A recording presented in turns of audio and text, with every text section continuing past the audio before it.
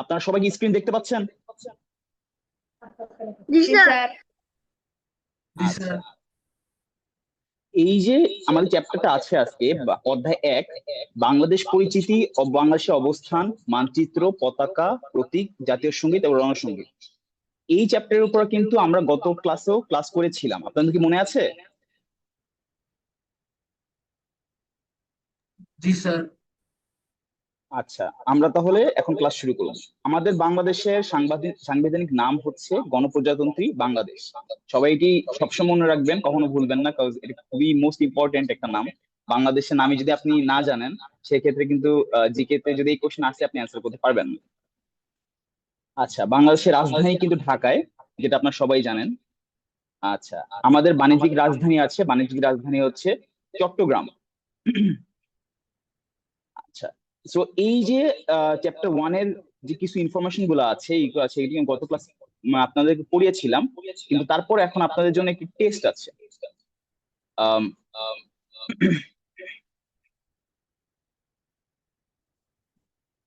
একটি এটা একটা সাইলেন্ট টেস্ট, এখন দেখবো আপনারা কে পারেন।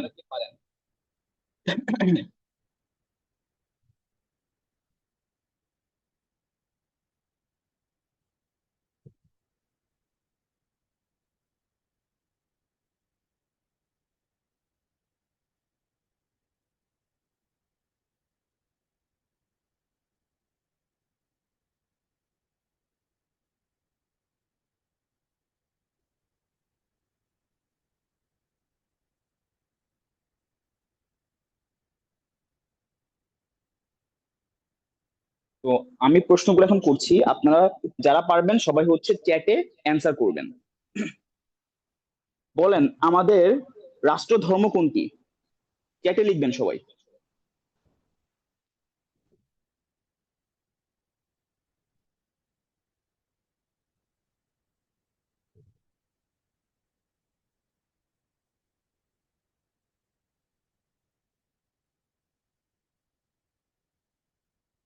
চ্যাটে হচ্ছে আকাশ লিখেছে ইসলাম, বাকিদের কিন্তু অ্যান্সার পাইনি।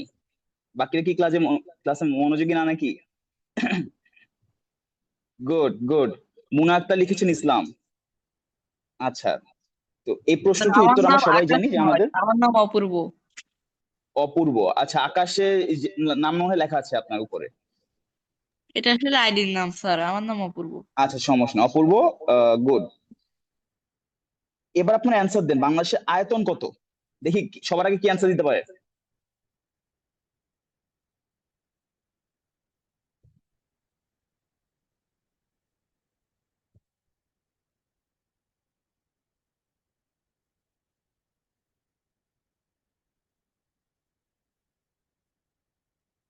আব্দুল্লাহ লিখেছেন 1,47,570।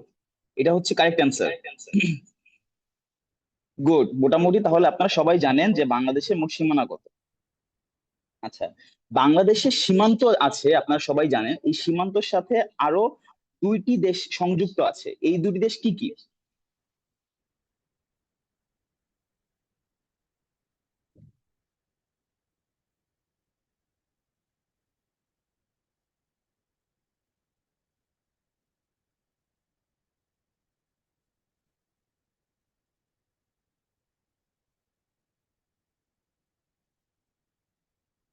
আপনারা কিন্তু কেউ পারলেন না।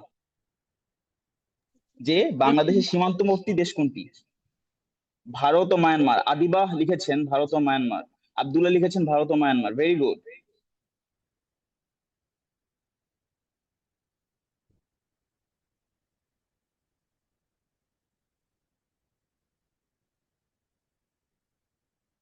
ভারত ও মায়ানমার, অপূর্ব লিখেছে ভারত ও মায়ানমার, ভেরি গুড।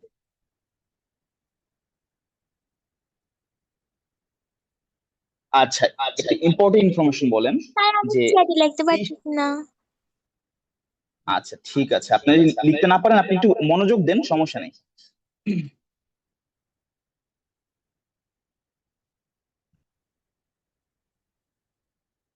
বলেন তো, বাংলাদেশে একটি স্যাটেলাইট চ্যানেল আছে, এই চ্যানেলের নাম কি?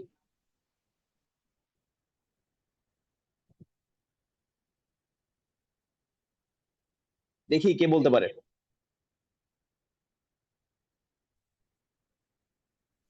স্যার কোশ্চেনটা আরেকবার বলবেন? বাংলাদেশের স্যাটেলাইট চ্যানেলের নাম কি?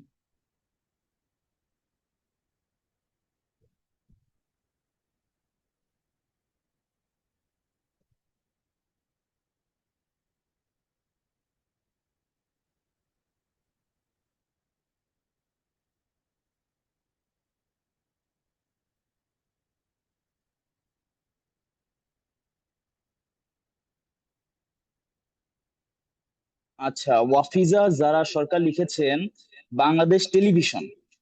বাংলাদেশ টেলিভিশন না। অপূর্ব লিখেছেন বাংলাদেশ স্যাটেলাইট 1। ভেরি গুড অপূর্ব। আমাদের এটা অ্যান্সার হচ্ছে বাংলাদেশ স্যাটেলাইট চ্যানেল 1।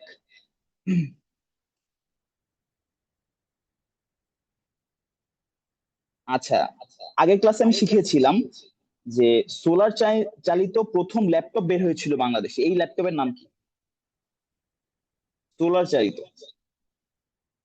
সোলার চালিত বলতে কি বোঝায়? যেটা হচ্ছে সূর্যের আলোতে চলে।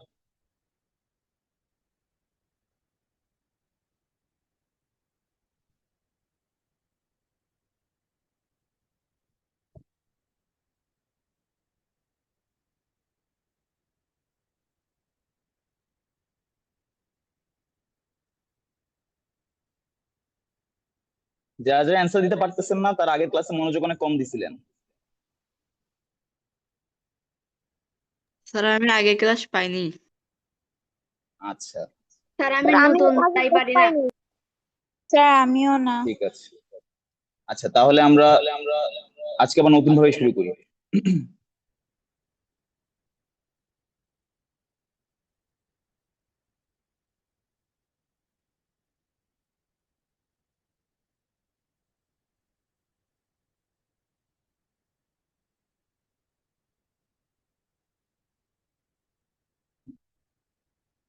এবার সবাই স্ক্রিন দেখতে পাচ্ছেন?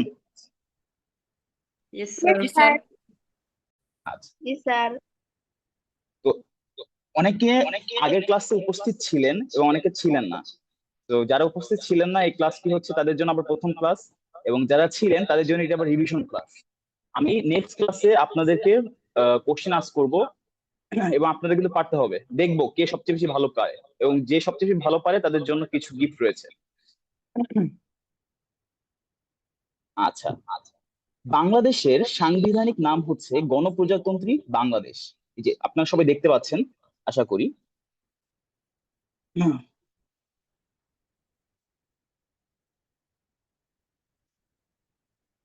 ওকে, তো আমাদের নাম হচ্ছে কি? গণপ্রজাতন্ত্রী বাংলাদেশ। আসসালামু আলাইকুম। ওয়ালাইকুম আসসালাম।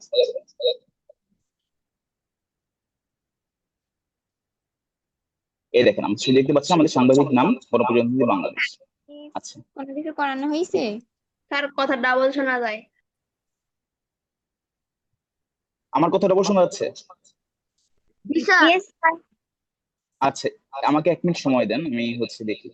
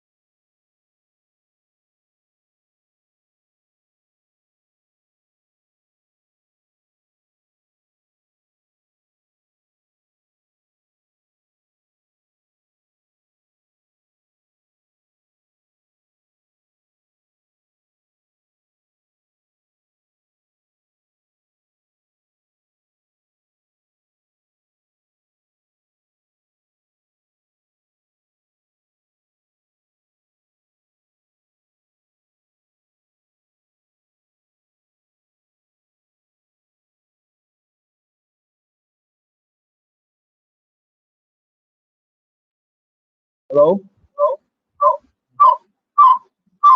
এখন আরো ডাবল শোনা যায়। আশা করি এখন আর প্রবলেম হবে না। এখন কি প্রবলেম হচ্ছে শুনতে? No sir. ও স্যার। আচ্ছা, ঠিক আছে।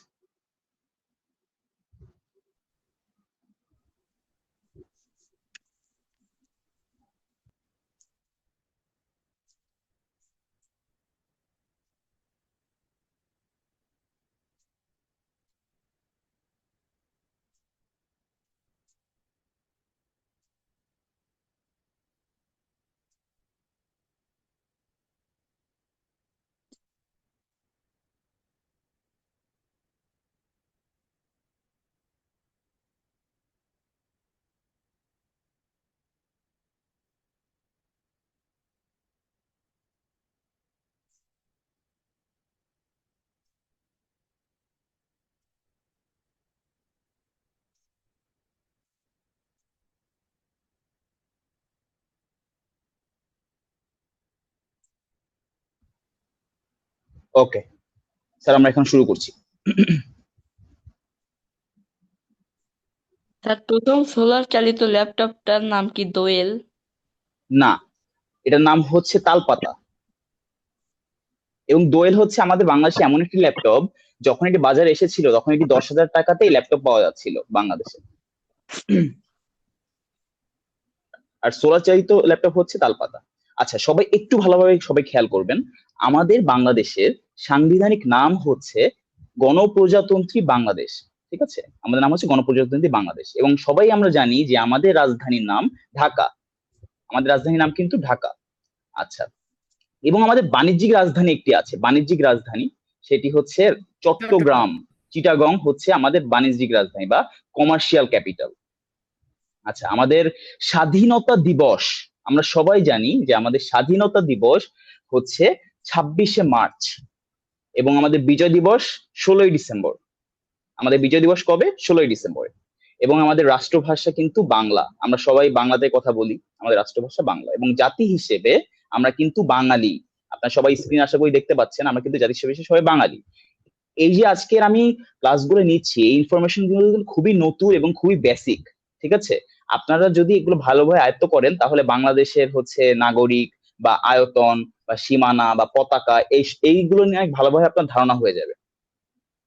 আচ্ছা, আমরা কিন্তু আমাদের জাতীয়তা কিন্তু হচ্ছে বাংলাদেশী, আপনারা সবাই জানেন আমাদের জাতীয়তা হচ্ছে বাংলাদেশী, এবং রাষ্ট্রধর্ম হচ্ছে ইসলাম। আচ্ছা, এবার একটু আয়তনের ক্ষেত্রে আসি।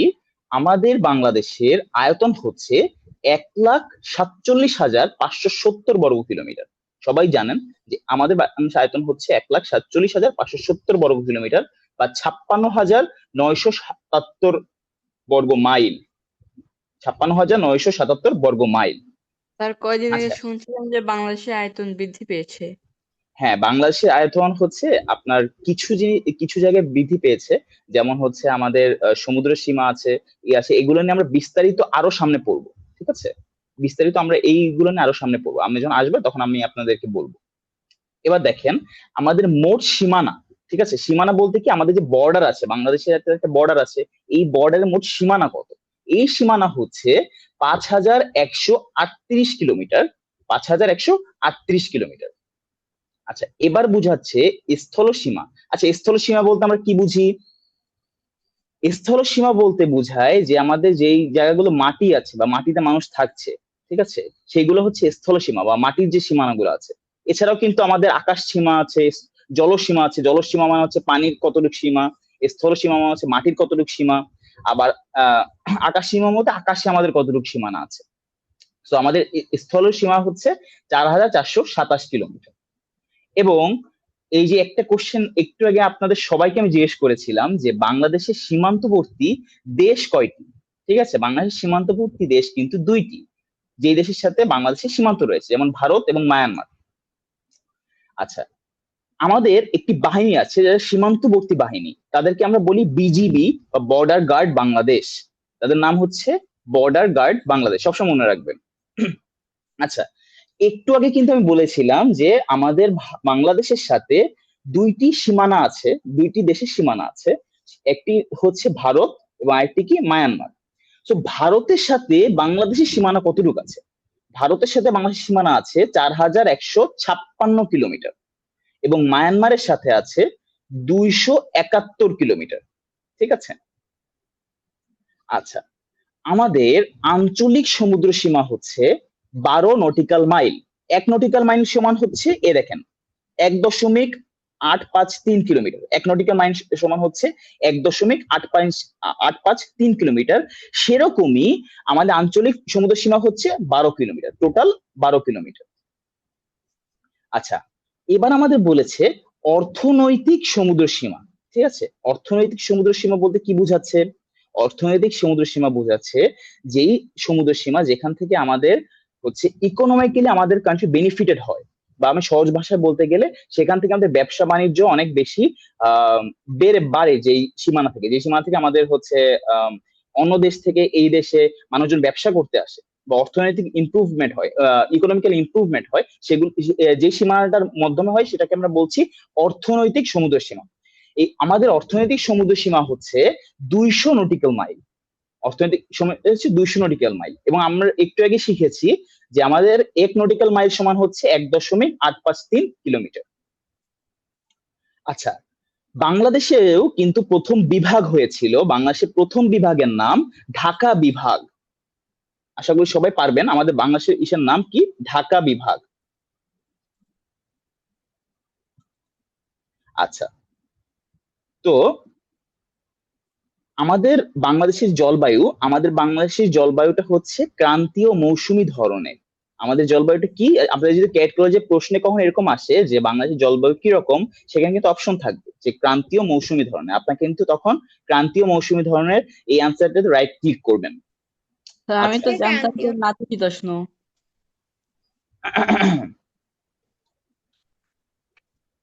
আচ্ছা, ক্রান্তীয়, ক্রান্তীয় কি? হ্যাঁ আমি বুঝাচ্ছি।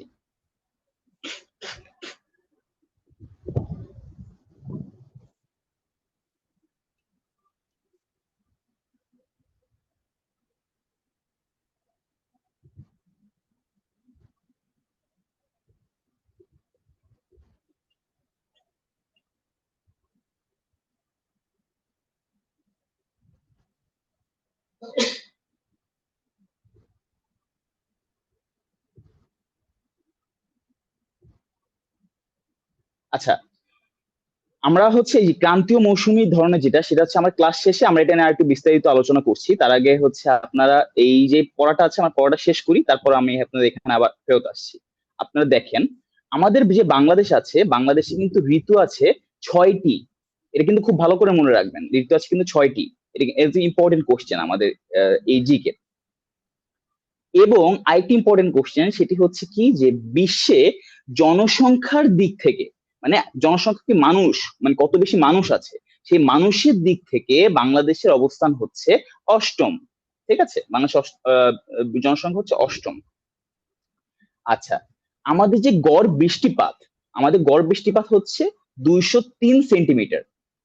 আমাদের গড় বৃষ্টিপাত হচ্ছে 203 সেন্টিমিটার, এবং গড় তাপমাত্রা হচ্ছে 26.02 সেন্টিগ্রেড।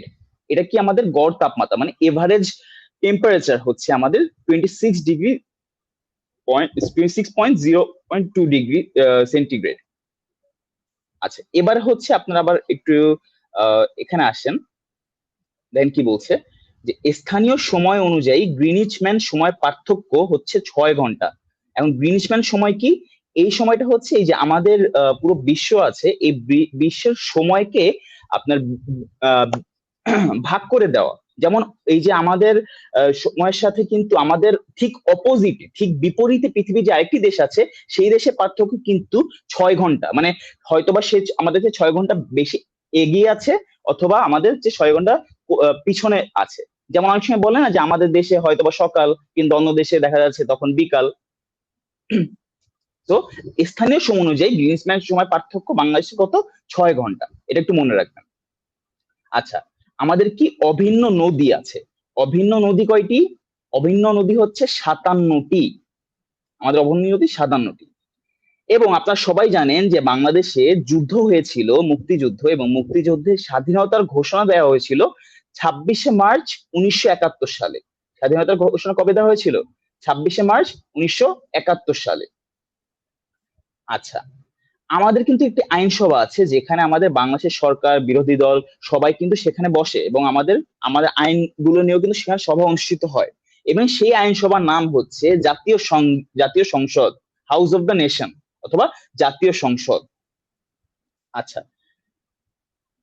এবার আছে কি সরকার পদ্ধতি। এখন কি পদ্ধতিতে আমাদের সরকার আসলে আসে? আমাদের হচ্ছে সংসদীয় সরকার ব্যবস্থা রয়েছে। আমাদের বাংলাদেশে যে সরকার ব্যবস্থা, সেটির নাম সংসদীয় সরকার ব্যবস্থা, মানে এই সংসদের মাধ্যমে যে সরকার ব্যবস্থা পরিস্থিত হয় বা পরিচালিত হয়। আচ্ছা, আমাদের কি বাংলাদেশে মোট জেলা রয়েছে 64টি। বাংলাদেশের মোট জেলা রয়েছে 64টি এবং আয়তনে বৃহত্তম জেলা হচ্ছে রাঙামাটি। জনসংখ্যায় বৃহত্তম জেলা হচ্ছে নারায়ণগঞ্জ। আমাদের সবচেয়ে বেশি জনসংখ্যা, সবচেয়ে বেশি মানুষ আছে যে জেলায়, সেই জেলার নাম হচ্ছে নারায়ণগঞ্জ। আমাদের যে সংসদ থাকে, সেই সংসদের প্রথম ডেপুটি স্পিকার ছিলেন শাহ আব্দুল হামিদ। আমাদের প্রথম ডেপুটি স্পিকার কে ছিলেন? শাহ আব্দুল হামিদ। আচ্ছা, আমাদের প্রথম সংসদ নির্বাচন হয়েছে 7 মার্চ 1973 সালে এবং প্রথম প্রধান নির্বাচন কমিশনার ছিলেন বিচারপতি এম ইদ্রিস। সবাই একটু তাকান, স্ক্রিনে দেখতে পারবেন, বিচারপতি এম ইদ্রিস। আমাদের যে একটি কেন্দ্রীয় ব্যাংক আছে, কেন্দ্রীয় ব্যাংক মানে হচ্ছে যে ব্যাংক অন্য সকল ব্যাংকে নিয়ন্ত্রণ করে, এবং সেই ব্যাংকের নাম হচ্ছে কেন্দ্রীয় ব্যাংক। এবং আমাদের কেন্দ্রীয় ব্যাংকের নাম বাংলাদেশ ব্যাংক। এবং বাংলাদেশ ব্যাংকের প্রথম গভর্নর ছিলেন এএনএম হামিদুল্লাহ। এবং আমাদের মুদ্রা যে আছে, আমরা যে টাকাটা খরচ করি, সেই মুদ্রার নাম হচ্ছে টাকা। অন্য দেশেও কিন্তু মুদ্রা এক এক নাম আছে, যেমন ভারতের মুদ্রা আছে, ভারতের মুদ্রার নাম হচ্ছে রুপি। তারপর হচ্ছে আমেরিকার মুদ্রা আছে, আমেরিকার মুদ্রার নাম হচ্ছে ডলার। যেমন হচ্ছে ইংল্যান্ডের মুদ্রা নাম হচ্ছে পাউন্ড। সো এরকমই প্রত্যেকটা দেশের মুদ্রা আলাদা নাম আছে। আমাদের দেশের মুদ্রার নাম টাকা। বাংলাদেশে অনেক বীমা কোম্পানি আছে। বীমা কোম্পানি কয়টি? বীমা কোম্পানি হচ্ছে 80টি বীমা কোম্পানি। ঠিক আছে, 80টি বীমা কোম্পানি। এবং আন্তর্জাতিক বিমানবন্দর আছে 3টি। 3টির নাম হচ্ছে হযরত শাহজালাল আন্তর্জাতিক বিমানবন্দর, হযরত শাহ আমানত আন্তর্জাতিক বিমানবন্দর, এমএজি ওসমানী আন্তর্জাতিক বিমানবন্দর। আচ্ছা, এবার দেখেন লাস্টে এই ফার্স্ট পেজে লাস্ট কয়েকটি ইনফরমেশন আমাদের বাকি আছে। যেমন সমুদ্র বন্দর আছে 3টি, যেমন চট্টগ্রাম, পায়রা এবং মংলা আছে সমুদ্র 3টি বন্দর। স্থল বন্দর আছে 24টি, যার মধ্যে 16টি চালু রয়েছে, এবং বাকি যে কয়টি আছে সে কয়টি স্থল বন্দর এখন চালু নেই। নদী বন্দর আছে রিভার পোর্ট বলে নদী বন্দর আছে আমাদের 50টি। যে নদীর তীরে যে বন্দরগুলো আছে সেগুলো আছে 50টি। আমাদের যে স্যাটেলাইট চ্যানেল নাম কিন্তু অনেকে বলেছিলেন যে বাংলাদেশ স্যাটেলাইট চ্যানেল 1, এটাই হচ্ছে আমাদের নাম, কিন্তু এখানে লেখা আছে কিন্তু দেখবেন বঙ্গবন্ধু স্যাটেলাইট চ্যানেল। বঙ্গবন্ধু হচ্ছে এই যে 24 যে আন্দোলন হলো তার আগ পর্যন্ত বঙ্গবন্ধু স্যাটেলাইট চ্যানেল 1 নাম ছিল, এবং তারপরে হয়েছে বাংলাদেশ স্যাটেলাইট চ্যানেল 1। আমাদের দেখেন বাংলাদেশে ইন্টারনেট চালু হয়েছে 1995 সালে, আর সবার জন্য উন্মুক্ত, মানে সবার জন্য খুলে দেওয়া হয়েছে 1996 সালে। আচ্ছা, ভূ উপগ্রহ কেন্দ্র আছে আমাদের। ভূ উপগ্রহ কেন্দ্রের সংখ্যা হচ্ছে 4টি। এই দেখেন, এতক্ষণ ধরে আমরা এই ফার্স্ট পেজের ইনফরমেশন গুলো একটু পড়েছি। আপনারা সবাই হচ্ছে এই ইনফরমেশন গুলোর দিকে একটু তাকাবেন এবং হচ্ছে জুম করে করে একটু পড়বেন। এবং এই মধ্যে থেকে এখন যেই ডাউট আছে, যা কিছু আছে, আমি সবকিছু ডাউট গুলো এখন আমি ক্লিয়ার করে দিব আপনাদের। আপনারা সবাই একটু মনোযোগ দিয়ে এই ইনফরমেশন গুলো পড়েন। আমি 2 মিনিটের মধ্যে আমি কিন্তু এই ইনফরমেশন গুলো হচ্ছে সরিয়ে নিব, আপনাদেরকে জিজ্ঞেস করব।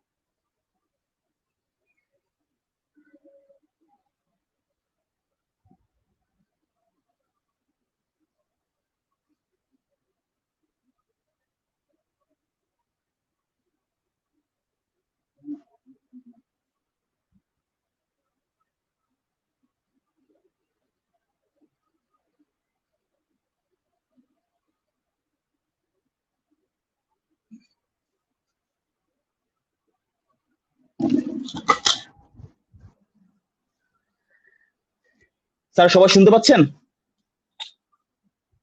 একটু রেসপন্স করবেন সবাই। Yes sir. স্যার শোনা আচ্ছা। যাচ্ছে। Yes, sir. ঠিক আছে, এবার একটু স্ক্রিনে তাকান। আপনার কিন্তু বলেছিলেন যে হচ্ছে একজন জিজ্ঞেস করেছিলেন আমাকে যে বাংলাদেশের জলবায়ু স্যার অনেকে শুনেছি নাতিশীতোষ্ণ, এটা কে জিজ্ঞেস করেছিলেন? আপনার নামটা কাইন্ডলি একটু বলবেন। স্যার আমি অপূর্ব বলছিলাম। অপূর্ব, আচ্ছা। অপূর্ব, দেখেন আমাদের বাংলাদেশ কিন্তু সবসময় নাতিশীতোষ্ণ টাইপেরই ছিল, ঠিক আছে? আমাদের কি হতো, নাতিশীতোষ্ণ অর্থ হচ্ছে অতিরিক্ত বেশি গরমও না বা অতিরিক্ত বেশি ঠান্ডাও না, ঠিক আছে? কিন্তু বর্তমান সময় যদি আপনি জলবায়ুর কথা চিন্তা করেন, আমাদের কিন্তু জলবায়ুর কিছুটা পরিবর্তন হয়েছে। দেখবেন আমাদের অনেক সময় গরম বেশি, ঠিক আছে? আর ক্রান্তীয় মৌসুমী ধরন হচ্ছে, ক্রান্তীয় মৌসুমী হচ্ছে এমন ধরনের জলবায়ু যেখানে সারা বছরই গরম থাকে এবং ঋতু যখন বদল হয়, মানে হয়তো শীতকাল বা বর্ষাকাল, ঋতু বদলের সাথে সাথে বাতাসের দিকও হচ্ছে চেঞ্জ হয় এবং ভারী বৃষ্টিপাত হয় বা কম বৃষ্টিপাত হয় এবং ঋতুর সাথে সাথে হচ্ছে আমাদের আহ জলবায়ুটাও হচ্ছে চেঞ্জ হয় বা এটা চেঞ্জ হয়। কিন্তু সারা বছরই কিন্তু আমাদের কি থাকে, আবহাওয়াটা গরম থাকে, ঠিক আছে? এটাকে বলা হচ্ছে ক্রান্তীয় মৌসুমী জলবায়ু। আর আমাদের যে বাংলাদেশ আছে, বাংলাদেশ হচ্ছে কিন্তু বিষুবরেখা ক্রান্তীয় অঞ্চলের কাছাকাছি, ঠিক আছে? কর্কট বিষুবরেখা ক্রান্তীয় অঞ্চলের কাছাকাছি। প্রতিটা দেশই হচ্ছে কিছু রেখার ভিতর থাকে। তো আমাদের রেখাটা যেহেতু হচ্ছে ক্রান্তীয় অঞ্চলের কাছাকাছি, এই জন্য আমাদের মৌসুমটাও হচ্ছে ক্রান্তীয় মৌসুম, ঠিক আছে? আচ্ছা, এই যে প্রথম পৃষ্ঠাটা আছে, আপনারা সবই ইনফরমেশন কিন্তু স্ক্রিনে দেখতে পাচ্ছেন। কোনো বিষয় নিয়ে বা কিছু নিয়ে আপনাদের কি কোনো ডাউট আছে? আপনারা যে ডাউটই আছে আমাকে বলেন, আমি হচ্ছে আপনাদের সবগুলো ডাউট ক্লিয়ার করে দিচ্ছি। দরকার হলে আপনার একটু স্ক্রিন যেটা দেখতে পাচ্ছেন একটু জুম জুম করে দেখেন, জুম করে দেখেন যে কোনো ওয়ার্ড বুঝতে সমস্যা হচ্ছে নাকি বা কোনো কিছু বুঝতে প্রবলেম হচ্ছে নাকি, একটু আমাকে ইনফর্ম করেন। স্যার বীমা কোম্পানি মানে কি? বীমা আচ্ছা, বীমা কি তার আগে আপনাদের বোঝা দরকার। বীমা হচ্ছে কি রকম, আপনি হয়তোবা নাম শুনছেন ইন্স্যুরেন্স, কেউ ইন্স্যুরেন্সের নাম শুনছেন? হ্যাঁ স্যার। হ্যাঁ, লাইফ ইন্স্যুরেন্স বলে, কার ইন্স্যুরেন্স বলে। ইন্স্যুরেন্স হচ্ছে এমন একটা এগ্রিমেন্ট, যে এগ্রিমেন্টটা সাইন করলে আপনি যেই রিস্কটার বিপরীতে সাইন করতেছেন সেই রিস্কের কম্পেনসেশন আপনাকে দেওয়া হয়। সহজ ভাষায় বলি, মনে করেন হচ্ছে আপনার বাবা লাইফ ইন্স্যুরেন্স করছে, ঠিক আছে? সবাই গল্পের মাধ্যমে বুঝছেন, তাহলে ভালো করে বুঝতে পারবেন। ধরেন আপনাদের বাবা লাইফ ইন্স্যুরেন্স করছে। এখন লাইফ ইন্স্যুরেন্সের পলিসিটা কিরকম, যে কখনো যদি আপনার বাবা বা মা যেই লাইফ ইন্স্যুরেন্স করে থাকুক সে মারা যায়, তখন একটা বড় একটা অ্যামাউন্টের টাকা তখন হচ্ছে আপনার পরিবার বা আপনি পাবেন, সেটা হচ্ছে লাইফ ইন্স্যুরেন্স।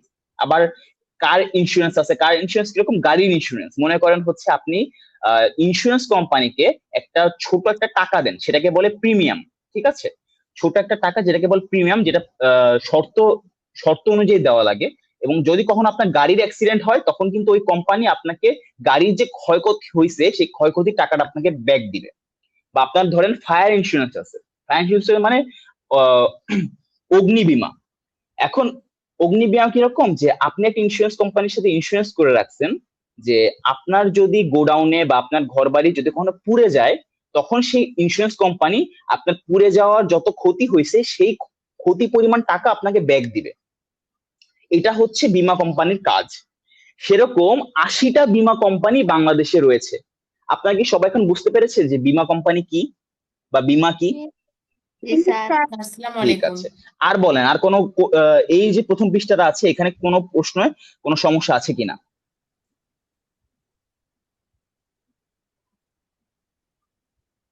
সমস্যা না থাকলে হচ্ছে ইসে লিখবেন নেই স্যার।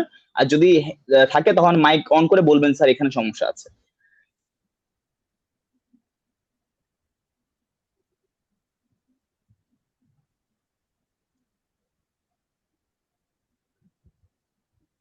তাহলে আশা করি যে প্রথম পেজে কারো কোনো সমস্যা নেই, তাই না? না স্যার। স্যার এটাকে ঠিক আছে, গ্রুপে দিয়ে দিবেন? হ্যাঁ আমি গ্রুপে দিয়ে দিব। ঠিক আছে, এই যে এইখানে দেখতে পাচ্ছেন আমাদের যে প্রথম পেজ ছিল, প্রথম পেজে কিন্তু লেখা ছিল যে ভূ উপগ্রহ কেন্দ্রের সংখ্যা হচ্ছে 4টি। এখন আপনারা কেউ কি আমাকে বলতে পারবেন যে ভূ উপগ্রহ কেন্দ্র বলতে কি বোঝায়? আন্তর্জাতিক টেলিযোগাযোগ মাধ্যম। আন্তর্জাতিক টেলিযোগাযোগ মাধ্যম। আচ্ছা,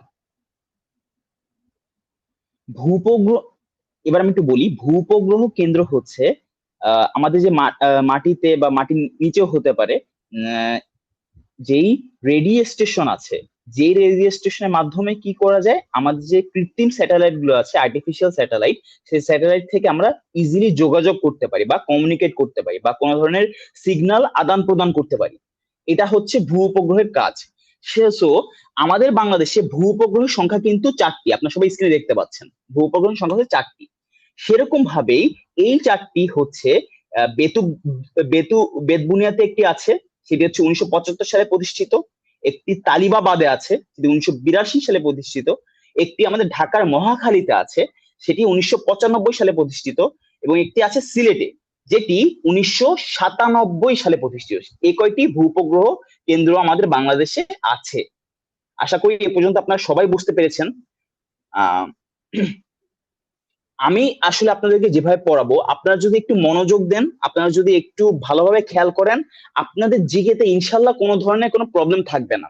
এবং যখন আপনারা ক্যাডেট কলেজের পরীক্ষাগুলো দিতে যাবেন, ক্যাডেট কলেজের বাকি যে প্রিপারেশন নিবেন, তখন দেখবেন আপনাদের প্রিপারেশন এবং পরীক্ষাগুলো খুবই ইজি লাগছে, খুবই সহজ লাগছে। কিন্তু আপনাদের একটি কাজ করতে হবে, সেই কাজটি হচ্ছে আপনাদেরও মনোযোগ দিতে হবে, আপনাদেরও একটু চেষ্টা করতে হবে। এবং আমি যে হোমওয়ার্ক গুলো আপনাদেরকে দিব, সেই হোমওয়ার্ক গুলো আপনারা টাইম টু টাইম পারফেক্টলি করবেন। তাহলে দেখবেন আপনাদের জিকে তে ইনশাল্লাহ কোনো ধরনের কোনো প্রবলেম থাকবে না এবং আপনার জিকে তে খুবই ভালো হয়ে যাবেন। আচ্ছা, আমি কিন্তু প্রথমে একটি প্রশ্ন করেছিলাম যে বাংলাদেশের প্রথম সার্চ ইঞ্জিন কোনটি। বাংলাদেশে কিন্তু প্রথম সার্চ ইঞ্জিন হচ্ছে পিপিলিকা। সার্চ ইঞ্জিন কিরকম, যেখানে কোনো কিছু সার্চ দেওয়া হয়, যেমন গুগল আছে, ক্রোম আছে, হ্যাঁ, মাইক্রোসফট এজ আছে, এগুলো কিন্তু এক একটি সার্চ ইঞ্জিন। ইয়াহু আছে। হ্যাঁ, এখন দেখেন বাংলাদেশের প্রথম বাংলা সামাজিক যোগাযোগ সাইট।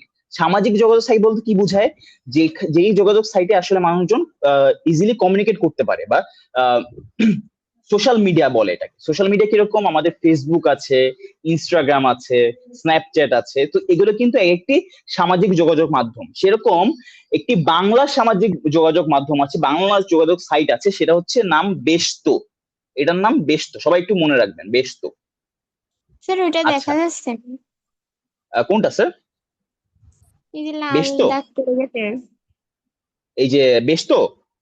হ্যাঁ, হ্যাঁ, এটা লাল আপনার দাগ সার্চ দিয়ে দেখা দেখবেন। যাচ্ছে না। আহ, এই স্লাইড দেখা যাচ্ছে না? না স্যার। আচ্ছা,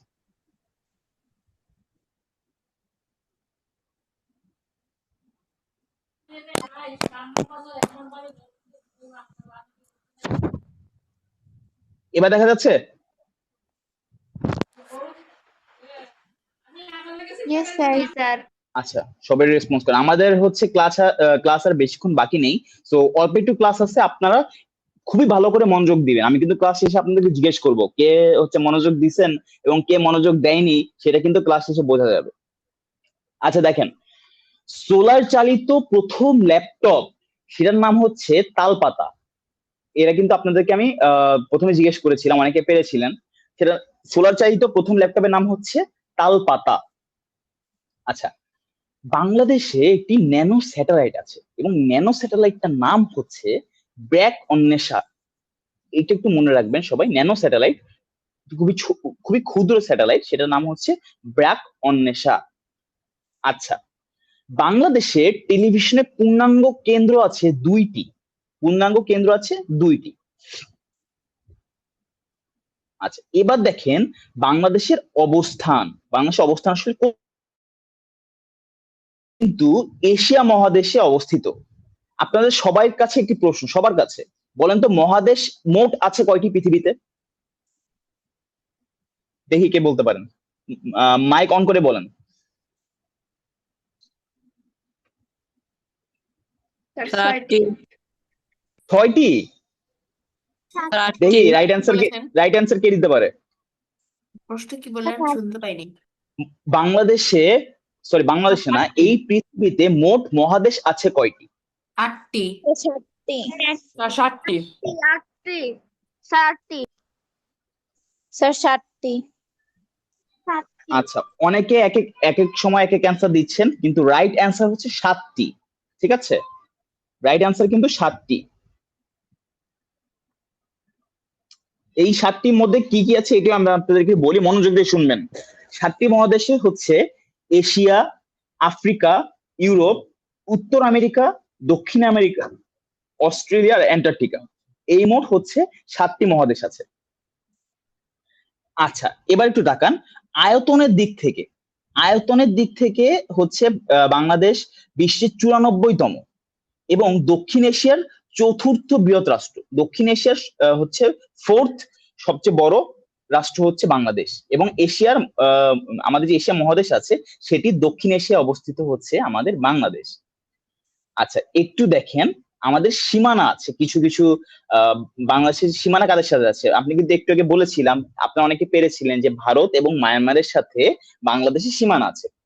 তো উত্তর ভারতের পশ্চিমবঙ্গ, আসাম, মেঘালয়, পূর্ব ভারতের আসাম, ত্রিপুরা, মিজোরাম এবং মায়ানমার, পশ্চিম ভারতের পশ্চিমবঙ্গ এবং দক্ষিণে বঙ্গোপসাগর, এইগুলোর সাথে বাংলাদেশের সীমানা রয়েছে। দেখেন এই যে আমাদের ওয়ার্ল্ড, আপনারা সবাই কি ওয়ার্ল্ড ম্যাপ দেখেছেন? বিশ্ব মানচিত্র বা গ্লোব? Yes sir. হ্যাঁ, তো বিশ্ব মানচিত্রে কিন্তু কয়েকটি রেখা আছে, ঠিক আছে? তো এক একটি রেখার মধ্যে কিন্তু এক একটি দেশ পড়ে। সেরকম একটি রেখা আছে, সেটির নাম হচ্ছে কর্কট ক্রান্তির রেখা বা হচ্ছে ট্রপিক অফ ক্যান্সার। হ্যাঁ, এই ট্রপিক অফ ক্যান্সার কিন্তু বাংলাদেশের মধ্য দিয়ে বয়ে গেছে। ঠিক আছে, এটি কিন্তু বাংলাদেশের মধ্য দিয়ে বয়ে গেছে। এটি কিন্তু আপনাদের কোশ্চেনের জন্য ইম্পর্টেন্ট, যারা কিন্তু স্যার কি আসতে পারে। ক্যান্সার বললেন?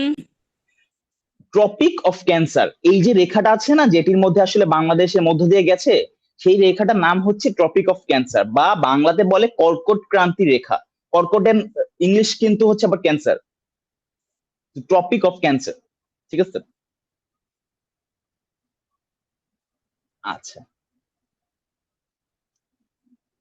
তো বাংলাদেশের হচ্ছে আমাদের খুব বেশি কিছু বাকি নেই, আমরা আবার শুরু করি। দেখেন এইগুলো আসলে আপনারা হচ্ছে একটু পড়লে পারবেন। কিছু কিছু জিনিস হচ্ছে আপনাদের একটু বেশি করে দেখা দরকার, যেমন বাংলাদেশের মানচিত্র, পতাকা ও প্রতীক। ঠিক আছে, এটা একটু ভালো করে খেয়াল করুন, এটা কিন্তু খুবই ইম্পর্টেন্ট একটা অংশ। যেমন মানচিত্র, আমাদের যে বাংলাদেশের মানচিত্র রয়েছে, প্রথম অঙ্কন করেন হচ্ছে মেজর জেমস রেনেল। প্রথম বাংলাদেশের মানচিত্র অঙ্কন করেন মেজর জেমস রেনেল। এবং মানচিত্র, না এই তো মারা গেছেন, বাংলাদেশে নেই এখন। মানচিত্র একজন কি বাংলাদেশী? না না, ইনি বাংলাদেশী না, কিন্তু ইনি বাংলাদেশের প্রথম মানচিত্র অঙ্কন করেছিলেন। আচ্ছা, একটু দেখান, দেখেন আমাদের যে বাংলাদেশের মানচিত্র আছে, মানচিত্র খচিত বাংলাদেশের জাতীয় পতাকা আছে, এই পতাকার অঙ্কন করেছিলেন শিব নারায়ণ দাস। আপনারা হয়তো অনেকে দেখছেন যে পতাকার মধ্যে ওই যে লাল যেই দাগটুকু আছে, লাল বৃত্ত, এই লাল বৃত্তর মধ্যে আবার বাংলাদেশের পতাকা আছে। সেই পতাকার প্রথম অঙ্কন করেছিলেন শিব নারায়ণ দাস। এই ইম্পর্টেন্ট ইনফরমেশন গুলো আপনার খুবই ভালো করে মনে রাখবেন। জাতীয় পতাকা উত্তোলন দিবস হচ্ছে 2 মার্চ। আপনারা কেউ বলতে পারবেন কোথায় প্রথম হচ্ছে আপনার জাতীয় পতাকা উত্তোলন করা হয়েছিল এবং কেন হচ্ছে এই উত্তোলন দিবস 2 মার্চে দেওয়া হয়েছে? কারো কি কোনো আইডিয়া ঢাকা আছে? বিশ্ববিদ্যালয়। স্যার ঢাকা বিশ্ববিদ্যালয়। ঢাকা বিশ্ববিদ্যালয় কোথায়?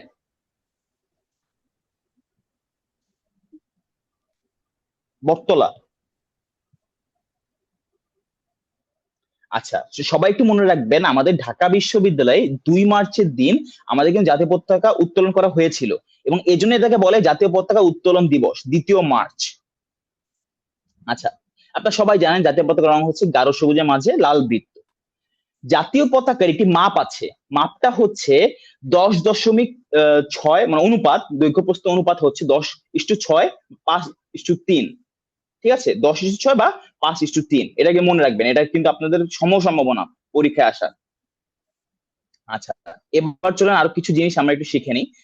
পতাকার যে লাল বৃত্ত আছে, লাল বৃত্তের ব্যাসার্ধ হচ্ছে 2 ফুট। ঠিক আছে, লাল বৃত্তর ব্যাসার্ধ 2 ফুট। দেখেন আমাদের কিন্তু দেখছেন যে অনেকে আসলে আমাদের যানবাহনে জাতীয় পতাকা ব্যবহার করে, কিন্তু জাতীয় পতাকা যানবাহনে লিগ্যাল পারমিশন, অনুমতি আছে দুজন ব্যক্তির কাছে, দুজন ভদ্রলোকের কাছে। সেই দুজন হচ্ছে প্রধানমন্ত্রী এবং রাষ্ট্রপতি। এই দুজনে যানবাহনে জাতীয় পতাকা ব্যবহার করার অনুমতি আছে। এবং আমাদের যে পতাকার ডিজাইনার হচ্ছে কামরুল হাসান। পতাকার ডিজাইনার কামরুল হাসান। এবার দেখেন বর্তমান জাতীয় পতাকা গৃহীত হয় 1972 সালে 17 জানুয়ারি। মানে আমাদের বর্তমানে যে জাতীয় পতাকা আছে লাল সবুজের, আমার সবুজের মাঝখানে লাল বৃত্ত, এবং এটা ভালোভাবে গৃহীত হয় 1972 সালে 17 জানুয়ারি।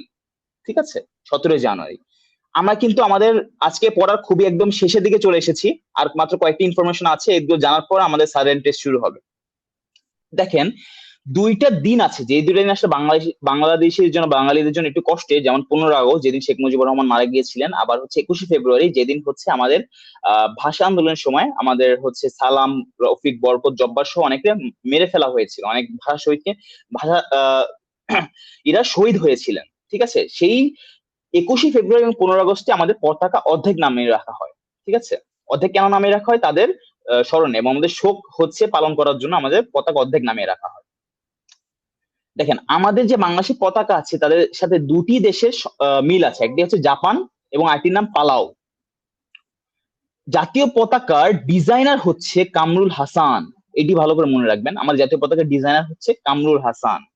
আপনারা কিন্তু অনেকে ভুল করতে পারেন যে মানচিত্র প্রথম অঙ্কন করেন মেজর জেমস রেনেল, এর সাথে হচ্ছে আপনারা যদি কামরুল হাসানের করেন তাহলে কিন্তু হবে না। প্রথম মানচিত্র অঙ্কন করছেন মেজর জেমস রেনেল।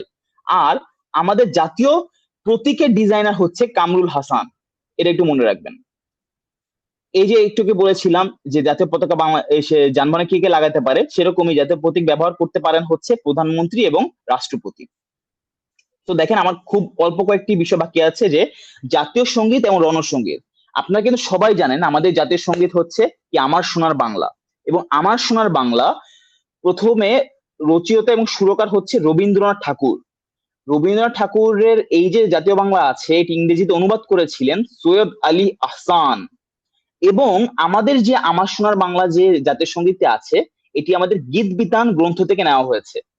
গীত বিতান গ্রন্থ থেকে, যেটি স্বরবিতান গ্রন্থের অংশভুক্ত। এবং আমাদের যে সোনার বাংলা আছে, সোনার বাংলাতে মোট লাইন আছে, মোট চরণ আছে 25টি। কিন্তু এই 25টির মধ্যে কিন্তু প্রথম 10টি লাইন জাতীয় সঙ্গীত হিসেবে গ্রহণ করা হয়েছে। দেখেন কয় লাইন লেখা আছে, প্রথম 10 লাইন গ্রহণ করা আছে। এবং যে কোনো অনুষ্ঠানে প্রথম 4 লাইন হচ্ছে বাজানো হয়, যে কোনো উৎসবে। আচ্ছা, বিবিসির স্রষ্টা জরিপে শ্রেষ্ঠ বাংলা গান হিসেবে আমাদের জাতীয় সঙ্গীত হচ্ছে গৃহীত হয়েছে 2006 সালে। মনে রাখবেন 2006 সালে। এবং প্রথম পত্রিকায় প্রকাশ হয়েছে বঙ্গদর্শন পত্রিকায়, বঙ্গদর্শন পত্রিকায়। এবং বাংলাদেশে আনুষ্ঠানিকভাবে গাওয়া হয়েছে 7ই মার্চ 1971 সালে রেসকোর্স ময়দানে। সবাই একটু ভালো করে মনে রাখবেন, 7ই মার্চ 1971 সালে রেসকোর্স ময়দানে, যেদিন হচ্ছে শেখ মুজিবুর রহমান ভাষণ দিয়েছিলেন। এবার দেখেন জাতীয় সঙ্গীত হিসেবে ঘোষণা করা হয়েছে 3 মার্চ 1971 সালে। জাতীয় সঙ্গীত হিসেবে ঘোষণা করা কবে হয়েছে? 3 মার্চ 1971 সালে। দেখেন আমাদের কিন্তু জাতীয় সঙ্গীতের পাশাপাশি একটি রণসঙ্গীত আছে। কিরকম? রণসঙ্গীতের রচয়িতা হচ্ছে কাজী নজরুল ইসলাম। আমাদের জাতীয় সঙ্গীতের রচয়িতা, রণসঙ্গীতের রচয়িতা কাজী নজরুল ইসলাম। এবং এই রণসঙ্গীত আমাদের প্রথম প্রকাশিত হয়েছে শিখা পত্রিকায়। প্রথম প্রকাশিত হয়েছে শিখা পত্রিকায়। এবং এটি নেওয়া হয়েছে একটি কাব্যগ্রন্থ থেকে, সেই কাব্যগ্রন্থের নাম সন্ধ্যা কাব্যগ্রন্থ। এবং রণসঙ্গীত হিসেবে চল চল চল গৃহীত হয়েছে 13 জানুয়ারি 1972 সালে। 13 জানুয়ারি 1972 সালে। তো আজকের মতো ক্লাস কিন্তু আমাদের এই পর্যন্তই। এখন আপনারা এই পেজে একটু জুম করে করে দেখেন, জুম করে করে আপনারা সবাই বলেন আপনাদের কোনো অংশে কোনো প্রবলেম আছে কিনা, কোনো জিনিস বুঝতে পারেননি এমন কিছু আছে কিনা। আপনারা কাইন্ডলি সবাই একটু বলবেন যে কোনো কিছুতে একটু প্রবলেম আছে কিনা। 2 মার্চ কি সাধারণত ছুটি দেওয়া হয়? কোথায় স্যার? কোন মাস? 2 মার্চ। না না, 2 মাস সাধারণত ছুটি দেওয়া হয় না। এটা হচ্ছে আমাদের সাধারণত পতাকা উত্তোলনের দিবস হিসেবে পালন করা হয়, কিন্তু কোনো ছুটি দেওয়া হয় না। স্যার বেতবুনিয়া তালিবাবাদ এটা হ্যাঁ কি হ্যাঁ বাংলাদেশের মধ্যে? হ্যাঁ হ্যাঁ, বাংলাদেশের ভিতরে। এই যে বলেছিলাম না যে ভূ উপগ্রহ কেন্দ্র রয়েছে বাংলাদেশে 4টা, এই ভূ উপগ্রহ কেন্দ্রগুলাই কিন্তু এই জায়গাগুলোতে আছে: বেতবুনিয়া, তালিবাবাদ, তারপর হচ্ছে মহাখালী, সিলেট। এবং কোন কোন সালে এরা প্রতিষ্ঠিত হয়েছে, যেমন সিলেটে 1997 সালে, মহাখালীতে 1995 সালে, তালিবাবাদে 1982 সালে, বেতবুনিয়ায় 1975 সালে, এই সালগুলো লেখা আছে এখানে। বলেন, আর কেউ কোনো প্রশ্ন থাকলে বা কেউ কোনো জিনিস বুঝতে পারেননি এমন থাকলে আমাকে জিজ্ঞেস করেন, আমি আপনাদের এখন সব ধরনের প্রশ্ন উত্তর দিব এবং সব ধরনের ডাউট আপনাদের সলভ করে দিব।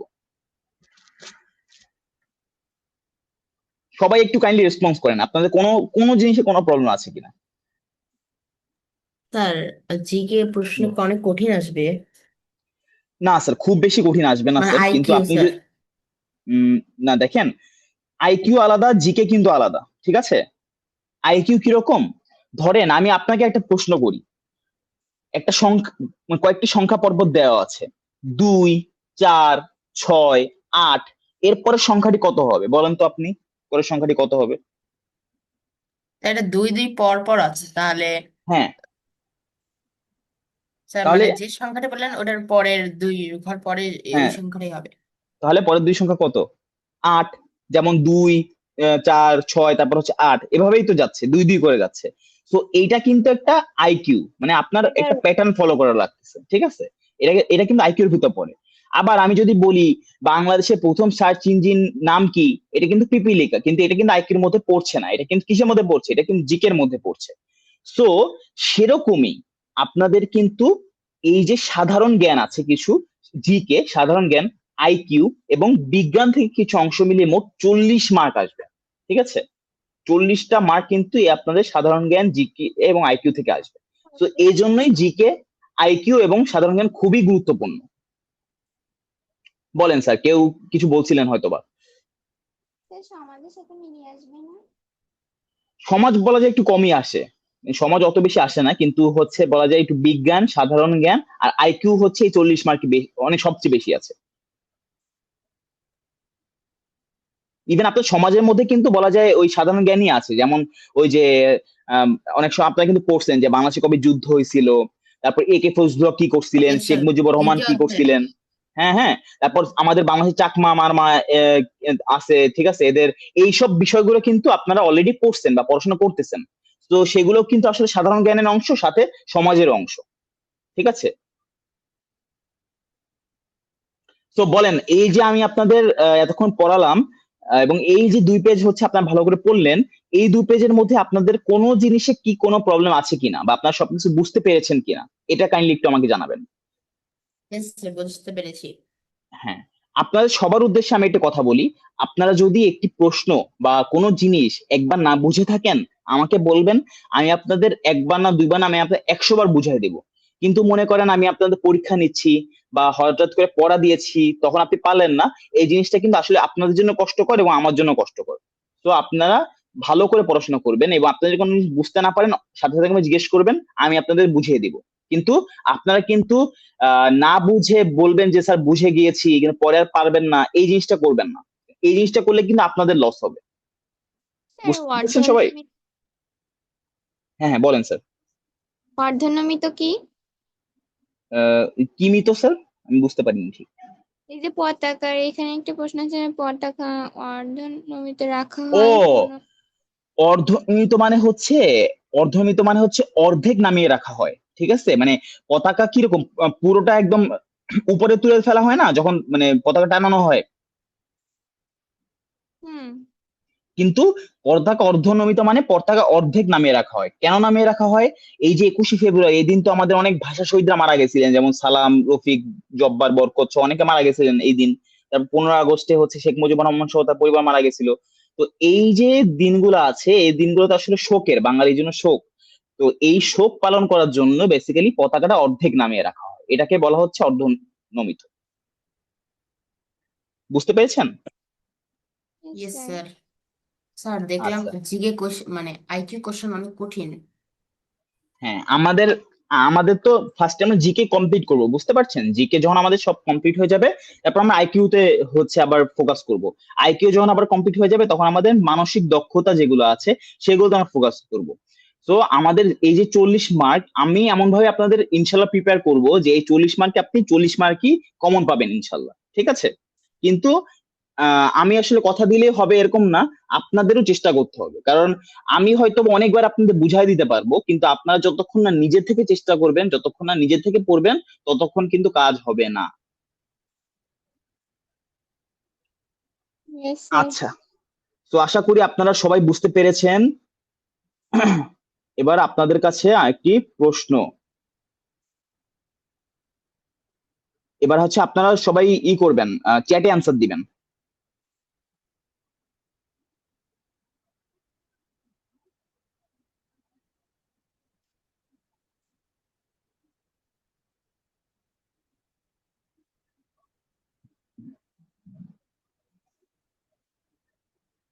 দেখবো কে ভালো পারে।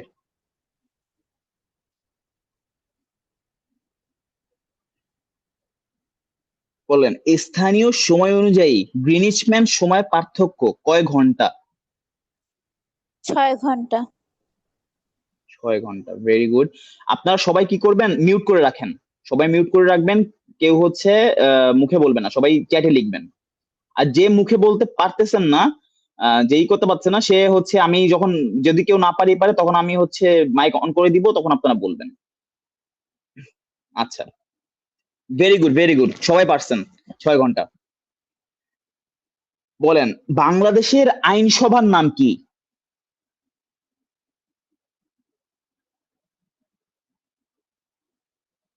হাউস অফ দ্য নেশন, জাতীয় সংসদ, ভেরি গুড, ভেরি গুড।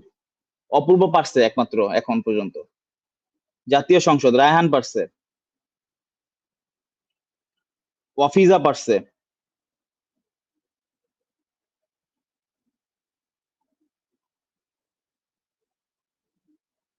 ইমাম মাহাদি পারছে, very good, very good, very good. Okay, এবার নেক্সট কোশ্চেন। বাংলাদেশ ব্যাংকের প্রথম ডেপুটি, সরি, প্রথম গভর্নর কে ছিলেন?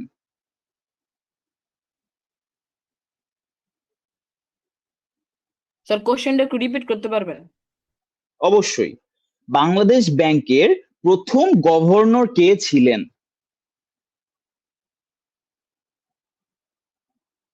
আচ্ছা, এটা হয়তো পারবেন না, আপনারা কিছু কঠিন হয়ে যায়, এটা আমি আবার বলি।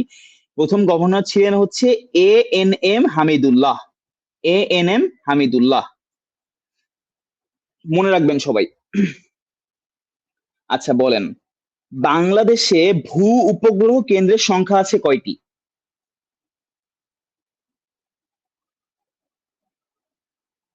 ভেরি গুড, রায়হান সাহেব। আদিবা লিখেছে 4টি, হ্যাঁ হ্যাঁ হ্যাঁ, ভেরি গুড, ভেরি গুড, সবারটাই হয়েছে।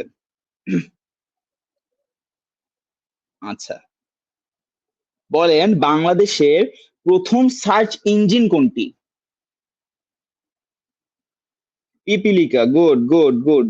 ওয়াফিজা লিখেছে, রায়হান লিখেছে, আদিবা লিখেছে, ভেরি গুড।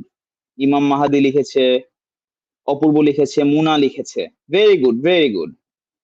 আচ্ছা, বলেন, প্রথম বাংলা সামাজিক যোগাযোগ সাইট কোনটি?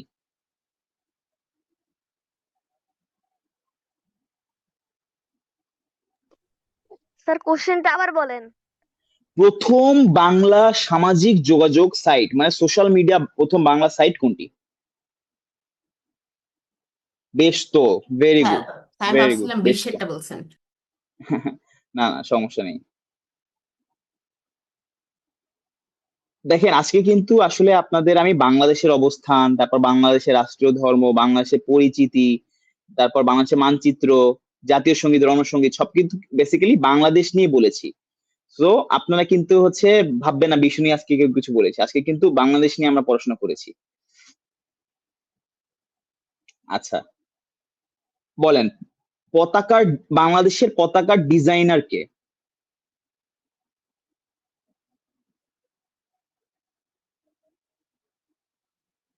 ওয়াফিজা লিখেছে কামরুল হাসান, মুনা আক্তার লিখেছে কামরুল হাসান, রায়হান লিখেছে কামরুল হাসান, হ্যাঁ অপূর্ব লিখেছেন কামরুল হাসান, আদিবা লিখেছেন কামরুল হাসান। ভেরি গুড, সবারটি correct answer, correct answer.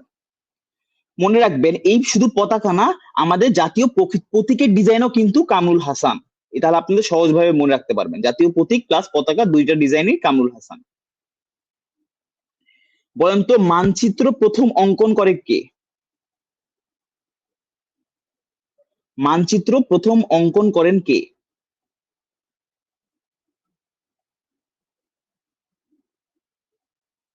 Major James Rennell. Very good. Adiba Muntaha লিখেছেন Major James Rennell. Very good Adiba. Apurba লিখেছে Major James Rennell. Very good অপূর্ব।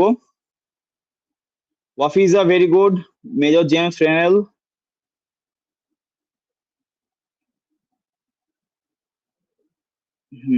ইমাম মাহাদি লিখেছে Major James Rennell. Very good. Raihan লিখেছে Major James Rennell. Very good, সবারটাই হয়েছে। আচ্ছা বলেন তো আমাদের যে জাতীয় সঙ্গীত, সেই জাতীয় সঙ্গীত প্রথম কয় লাইন ধরা হয়েছে? রবীন্দ্রনাথ ঠাকুরের যে আমার সোনার বাংলা, সেটির প্রথম মোট কয় লাইন ধরা হয়েছে? 10 line. 10 line. Very good, 10 line. Afia লিখেছেন 4, ভুল আফিয়া। 10 লাইন, 10 লাইন ধরা হয়েছে। আর 4 হচ্ছে কোন উৎসবে প্রথম 4 লাইন সেটা গাওয়া হয়, যে কোনো অনুষ্ঠানে প্রথম 4 লাইন গাওয়া হয়। আর জাতীয় সঙ্গীত হিসেবে গ্রহণ করা হয়েছে 10 লাইন। আচ্ছা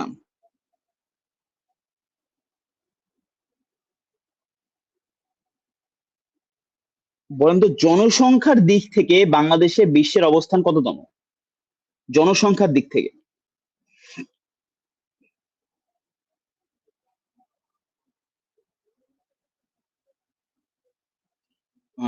অষ্টম, আদিবা লিখছে অষ্টম। অষ্টম। হ্যাঁ good good, very good, very good.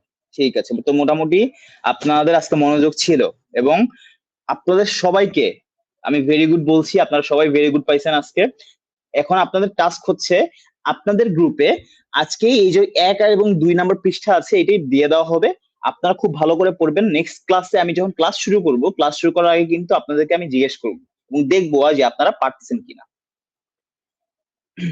So thank you everyone, welcome sir. Raihan লিখেছেন thank you sir, welcome sir. আপনারা সবাই ভালো থাকবেন এবং আপনাদের বাসার সবাই যা বড়রা আছেন সবার হচ্ছে প্রতি আমার সালাম। ভালো থাকবেন, সুস্থ থাকবেন এবং নেক্সট ক্লাসে ইনশাল্লাহ আপনাদের সাথে আমার কথা হবে। ওকে, আসসালামু আলাইকুম। আসসালাম ওয়ালাইকুম আসসালাম স্যার। আসসালামু আলাইকুম। ওয়ালাইকুম আসসালাম, আল্লাহ হাফেজ স্যার। আসসালামু আল্লাহ আলাইকুম হাফেজ। স্যার।